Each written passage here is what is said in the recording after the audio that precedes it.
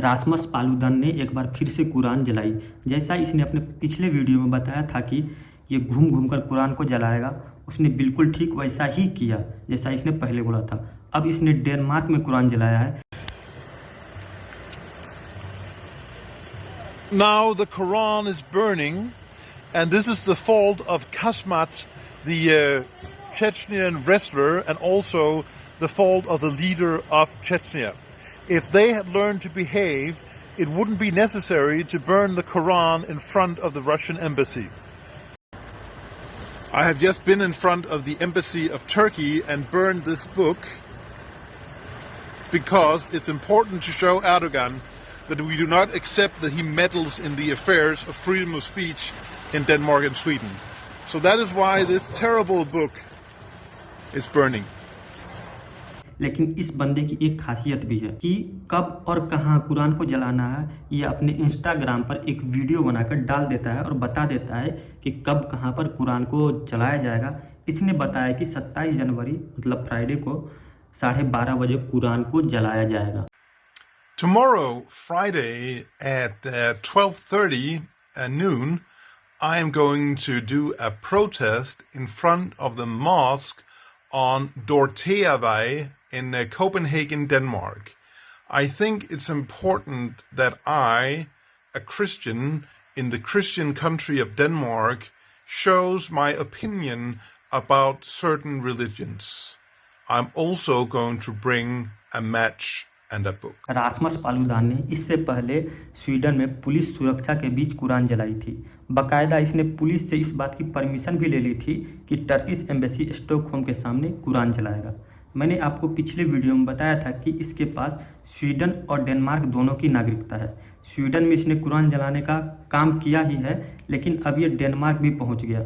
Sweden में कुरान जलाने के बाद तुर्की ने स्वीडन के एम्बेसडर को समन भी किया था और मुस्लिम देशों ने इस बात की निंदा भी की थी कि कुरान कैसे जला दिया गया। रासमस पालुदान के खिलाफ अलग अलग देशों में प्रोटेस्ट भी किया गया था। उसके बाद तुर्की ने स्वीडन के मिनिस्टर से मिलना तक कैंसिल कर दिया, मतलब इसके कुरान जलाने के कारण।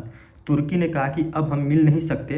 रासमस पालुदान और स्वीडन के खिलाफ लाखों लोग सड़क पर उतर आए थे। जब घटना इतने लोगों को भड़का सकती है तो तुर्की और स्वीडन के संबंधों पर इसका असर पड़ेगा ही। ये तो नॉर्मल है कि जब घटना इतने सारे लोग प्रोटेस्ट कर रहे हैं तो तुर्की और स्वीडन का जो संबंध था उसके ऊपर असर पड़ेगा ही। रासमस पालुदान क्रिश्चियन है तो यह एक दूसरे मजहब की किताब क्यों जला रहा है और इसका फायदा किसे होगा? कोई तो होगा जिसको इसका फायदा मिलेगा। स्वीडन और फिनलैंड दोनों देशों ने NATO North Atlantic Treaty Organization को एप्लीकेशन दिया था कि हमें भी नाटो का मेंबर बनाएंगे। नाटो में ऑलरेडी 30 मेंबर्स हैं, मतलब नाटो में 30 देशों का 30 देश मिलकर उसके मेंबर है 30 देश। अब रसिया नहीं चाहता कि स्वीडन की नाटो में एंट्री हो। रसिया नाटो को तो ये भी नहीं बोल सकता कि स्वीडन को अपने ऑर्गेनाइजेशन में मत लो। अब रसिया को तो स्वीडन की एंट्री से रोकना है, लेकिन रोकेगा कौन? सवाल ये है। तो अब स्वीडन में कुरान जलाने के बाद स्वीडन और तुर्की के बीच तो जरूर से संबंध खराब हुआ होगा। तो टर्की जब स्वीडन से नाराज होगा तो स्वतः टर्की स्वीडन की एंट्री नाटो में होने से रोकेगा। इस पूरी घटना में सबसे ज्यादा फायदा रसिया को होगा, क्योंकि रसिया नहीं चाहता कि स्वीडन की एंट्री नाटो में हो। अब ये बात बाहर निकल जाती है, स्वीडन में कुरान जलाने का फायदा रूस को मिलेगा। अब तक रासमस पालुदान भी ये बात समझ चुका था, यह तो गड़बड़ हो गया। नाटो में जब सारे देश एक साथ सहमति देंगे तभी कोई देश नाटो का सदस्य बन सकता है। अब टर्की स्वीडन के खिलाफ बोलेगा तो स्वीडन को नाटो का सदस्य बनने नहीं दिया जाएगा। अब देखिए, टर्की और स्वीडन दोनों के बीच एक जंग टाइप से हो गया। तो अब टर्की क्या करेगा? स्वीडन के खिलाफ बोलेगा कि इसे नाटो का सदस्य नहीं बनाया जाए। जब सारे देश एक साथ एक सुर में नहीं बोलेंगे तब तक स्वीडन को नाटो का सदस्य बनने नहीं दिया जाएगा। अब रासमस पालुदान को अपनी इमेज बचानी थी। अब ये बंदा एक्सपोज हो गया तो अपनी इमेज कैसे बचाए? इसलिए ये डेनमार्क पहुंच गया, क्योंकि डेनमार्क की नागरिकता भी इसके पास है। मैंने आपको पहले ही बताया था, स्वीडन और डेनमार्क की नागरिकता दोनों इसके पास है।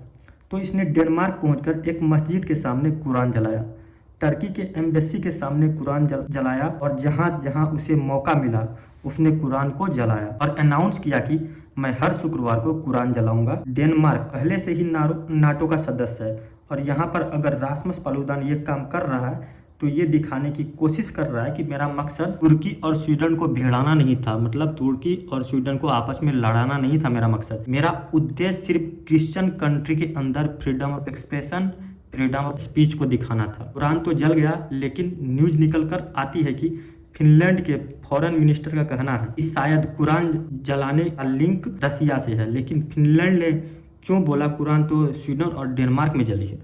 अब ये बात फिनलैंड क्यों बोल रहा है कि कुरान को जलाने का लिंक रसिया से है, कुरान तो डेनमार्क में जलाएगी और स्वीडन में जलाएगी, तो ये फिनलैंड क्यों बोल रहा है कि इसका लिंक रसिया से। बात ये है कि स्वीडन और फिनलैंड दोनों ने मिलकर नाटो को आवेदन दिया था। अगर फिनलैंड कुछ नहीं बोलेगा तो इसका असर फिनलैंड के ऊपर ही पड़ सकता है, क्योंकि उसने भी आवेदन दे रखा है नाटो देश में अपनी सदस्यता के लिए, तो शायद उसे भी सदस्यता ना मिले। इसलिए पहले ही फिनलैंड ने रसिया के ऊपर आरोप लगा दिया, क्योंकि नाटो और रसिया की बनती नहीं है। ये बहुत बड़ी हिस्ट्री है इसके पीछे, नाटो और रसिया की क्यों नहीं बनती है, उसके लिए एक अलग से डेडिकेटेड वीडियो बनाना पड़ेगा। लेकिन आप इतना समझ लीजिए नाटो और रसिया की नहीं बनती है।